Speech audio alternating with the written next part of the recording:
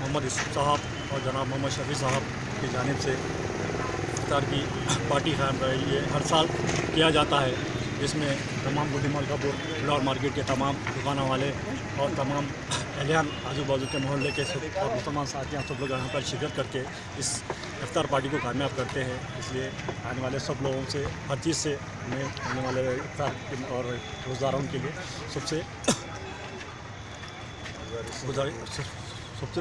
शुक्रिया अदा करता हूँ।